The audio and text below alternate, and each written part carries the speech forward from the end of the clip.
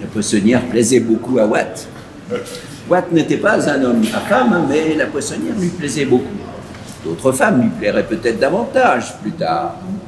Mais de toutes les femmes qu'il avait jamais plu jusqu'alors, aucune ne pouvait se comparer, même de peu, aux yeux de Watt, avec cette poissonnière. Et Watt plaisait à la poissonnière. C'était là une coïncidence providentielle qu'ils se fussent plu l'un à l'autre. Car si la poissonnière avait plu à Watt sans que Watt eût plu à la poissonnière, ou si Watt avait plu à la poissonnière sans que la poissonnière eût plu à Watt, alors qu'en serait-il advenu de Watt et de la poissonnière? Non que la poissonnière fût une femme à homme, loin de là, étant d'un âge avancé et privée au surplus par la nature des propriétés qui attirent les hommes et les femmes, hormis peut-être les restes d'une démarche distinguée due à l'habitude de porter son panier à poissons sur la tête sur de longues distances.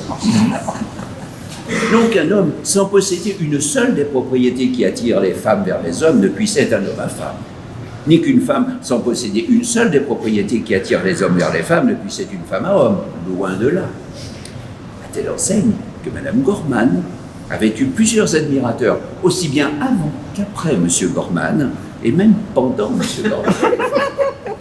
Et Watt, au moins 2 affaires de cœur caractérisées au cours de son célibat.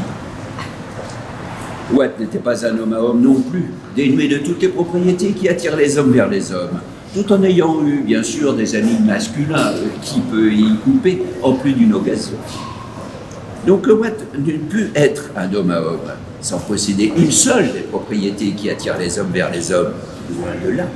Mais il se trouve qu'il ne l'était pas. Quant à savoir si Madame Gorman était une femme à femme ou non, c'est là une des choses qu'on ignore. D'un côté, elle l'était peut-être. De l'autre, elle ne l'était peut-être pas. Mais il semble probable qu'elle ne l'était pas. Non qu'il soit le moins du monde impossible qu'un homme soit à la fois un homme à homme et un homme à femme, ni qu'une femme soit à la fois une femme à homme et une femme à femme, pour ainsi dire, d'un seul et même mouvement. Car chez les hommes et les femmes, chez les hommes à femmes et les hommes à hommes, chez les femmes à hommes et les femmes à femmes, chez les hommes à femmes et à hommes et chez les femmes à hommes et à femmes, tout est possible, jusqu'à preuve du contraire.